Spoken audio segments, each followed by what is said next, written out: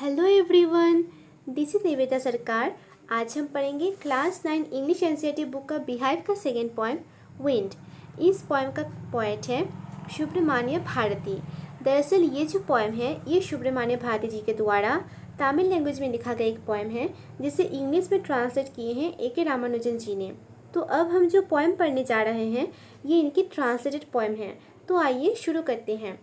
तो यह पोएम को शुरू करने से पहले हमें बताया गया है कि the wind blow strongly and causes a lot of distraction, how can we make friends with it. तो यह बताया गया है कि विंड जो है वो बहुत ही ताकत के साथ ब्लो करता है और जिसके चलते बहुत डिस्ट्रैक्शन कॉज होता है। तो अभी हमसे ये पूछा गया है कि हम अभी ऐसा क्या करें कि जिससे विंड जो है वो हमारा दोस्त बन जाए। तो अभी यहाँ पोएम शुरू होता है। Wind, come softly. Don't break the shutters of the windows. Don't scatter the papers. Don't throw down the books on the shelf. There, look what you did. You threw them all down.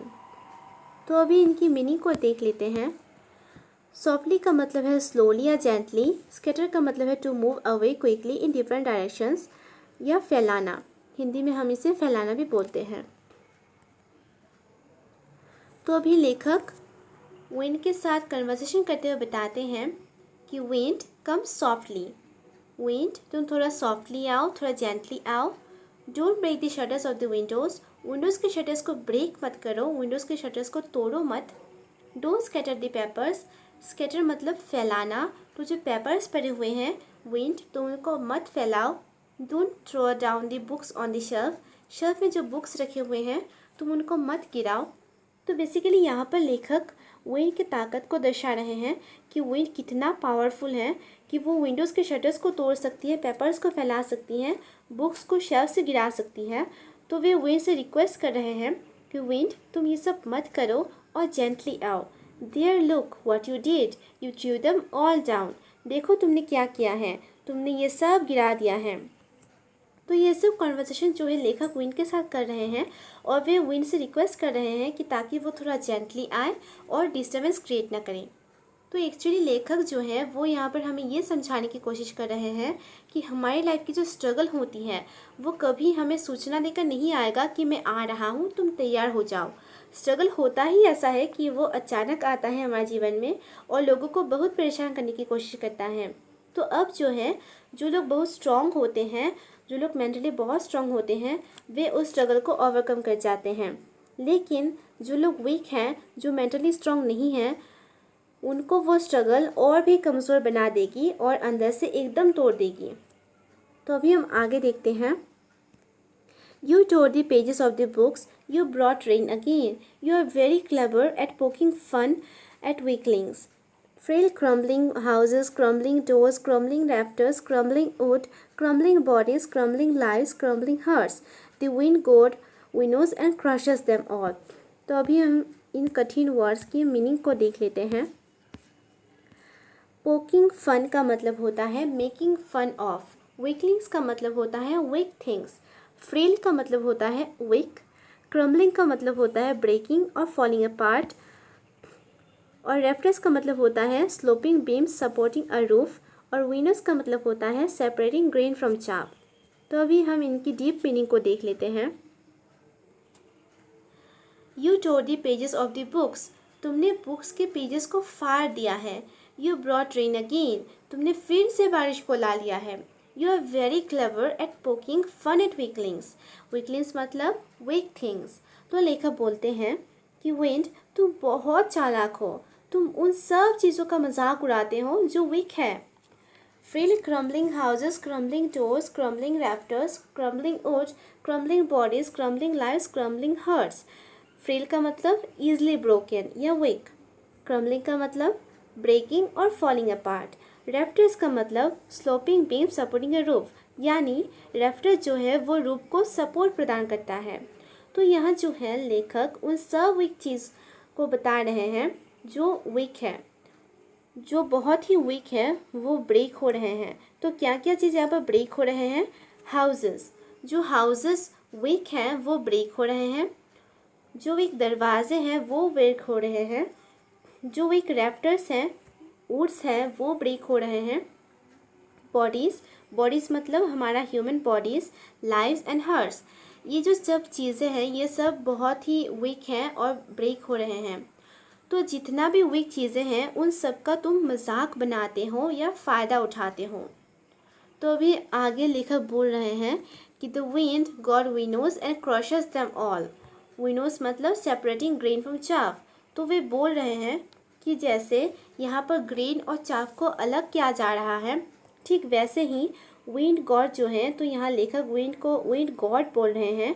तो वे बोल रहे हैं कि wind God जो हैं वो भी इसी तरह वो भी वीक चीज़ों को और स्ट्रॉन्ग चीज़ों को अलग करते हैं, और जो वीक चीज़ें हैं वे उनको क्रश कर देते हैं। तो यहाँ लेखक ये समझाने की कोशिश कर रहे हैं कि हमारी लाइफ की जो स्ट्रगल है वो हमें दो हिस्सों में बांट देती है। एक तो वो लोग हैं जो मेंटली बहुत स्ट्रांग होते हैं और अपने जीवन के स्ट्रगल को ओवरकम कर जाते हैं, लेकिन जो लोग वीक होते हैं वे मन से हार मान लेते हैं और स्ट्रगल को ओवरकम नहीं कर पाते हैं और वही हार जाते हैं। तो यहाँ तक कवि विंड से बात कर रहा था, लेकिन अब आगे जो है पोएट हम रीडर से बात कर रहा है। He won't do what you tell him. So come, let's build strong homes. Let's join the Doors family. Practice to firm the body, make the heart steadfast. तो अभी हम इनकी मीनिंग को देख लेते हैं। firmly का मतलब है strongly, firm का मतलब है strong, stead का fast का मतलब है firm या strong। तो अभी लेखक बताते हैं He won't do what you tell him. Wind वो सब नहीं करेगा जो हम उसे कहेंगे करने के लिए। So come, let's build strong homes. तो विंड तो हमारी बात नहीं सुनेगा कि वो डोर्स को ना तोड़े, शटर्स को ना तोड़े, ये ना करे वो ना करे, ये सब बात तो विंड हमारा नहीं सुनने वाला। तो अब हम क्या कर सकते हैं, हम स्ट्रॉन्ग होम्स बिल्ड कर सकते हैं और अपने घरों को मजबूत बना सकते हैं। Let's join the doors family. यहाँ जॉइंट मतलब क्लोज और फैमिली मतलब मजबूत या स्ट्रांगली। तो अपने घर को, डोर्स को स्ट्रांगली बंद करो और अपने घर को और मजबूत बनाओ, मजबूत तरीके से बिल्ड करो।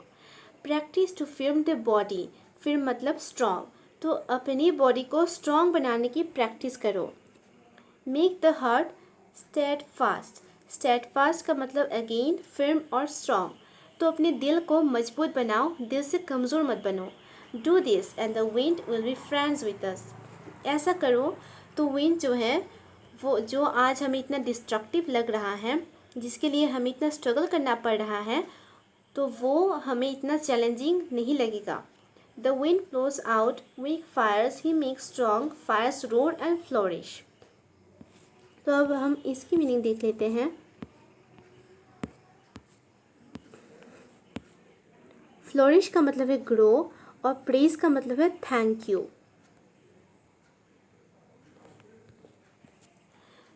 तो यहाँ पर दो बहुत ही सुंदर, दो बहुत ही ब्यूटीफुल सा लाइन दिया हुआ है कि the wind blows out weak fires, मतलब ये जो विंड है अगर कहीं हल्की सी आग लगी हुई होती है तो विंड उसे बुझा देती है।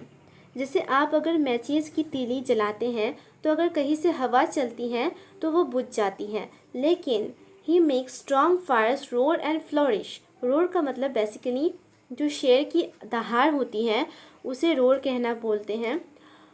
तो यहाँ पर वाइल्ड से रिलेट किया गया है और फ्लोरिश का मतलब होता है टू ग्रो, मतलब जो स्ट्रॉन्ग फायर होती है, अगर किसी जंगल में आग लगी हुई होती है तो उस आग को वो विंड और भी ज़्यादा खतरनाक बना देती है और स्ट्रॉन्ग कर देती है। तो मतलब विंड वीक फायर्स को बुझा देती है और स्ट्रॉन्ग फायर्स को और फ्लोरिश बना देती है। और इस एग्जाम्पल को अगर हम अपने जीवन से रिलेट करके देखें तो जो हमारी लाइफ की स्ट्रगल होती है वो वीक पर्सन को वहीं के वहीं बुझा देती है और स्ट्रॉन्ग पीपल को मन से और भी ज़्यादा मजबूत और ताकतवर बना देती है। His friendship is good, we praise him every day. उसकी फ्रेंडशिप अच्छी है, किसकी? विंड की। विंड की फ्रेंडशिप अच्छी है, we praise him every day. तो हम उसे प्रेज़ करेंगे, थैंक यू बोलेंगे हर दिन। यानी हमारी लाइफ की जो डिफ़िकल्टीज़ हैं, अगर हम उनके बारे में एक बार सोचें तो हमें ये रियलाइजेशन होगा कि उनकी वजह से ही, हमारी लाइफ की डिफ़िकल्टीज़ की वजह से ही हम इतना ज़्यादा ग्रो कर पाए हैं एज ए इंडिविजुअल। तो यहाँ जो चैलेंजेस हैं और डिफ़िकल्टीज़ हैं, ये बहुत ज़रूरी है हमारी लाइफ में। इनकी फ्रेंडशिप बहुत अच्छी है, क्योंकि रियल में फ्रेंड्स वही होते हैं जो हमें सही चीज़ सिखाते हैं। भले ही वो चीज़ हमारे लिए कड़वा क्यों ना लगे, भले ही वो चीज़ आपके लिए रूड साउंड क्यों ना लगे, लेकिन अगर आप उससे अच्छा कुछ सीखते हैं तो वो होते हैं आपके रियल फ्रेंड्स। तो यहाँ पर जो विंड है, जो डिफ़िकल्टीज़ हैं, उसकी फ्रेंडशिप अच्छी है और हम रोज़ इन्हें थैंक यू बोलेंगे कि इनकी वजह से ही एज एन इंडिविजुअल हम इतना ग्रो कर पाए हैं। तो यहाँ पोएट यही समझाने की कोशिश कर रहे हैं कि हमें जो है हमारे जीवन में स्ट्रॉन्ग फायर की तरह एक्ट करना चाहिए, न कि उस वीक फायर की तरह जो स्ट्रॉन्ग विंड से बुझ जाए। ऑल राइट, तो यहाँ पर ये पोएम ख़त्म होता है and we came to an end of line by line explanation of this poem. I hope आप सभी को अच्छे से समझ में आया होगा। So that's it from my side. मिलते हैं अगले वीडियो में। Stay safe. जय हिंद। Thank you.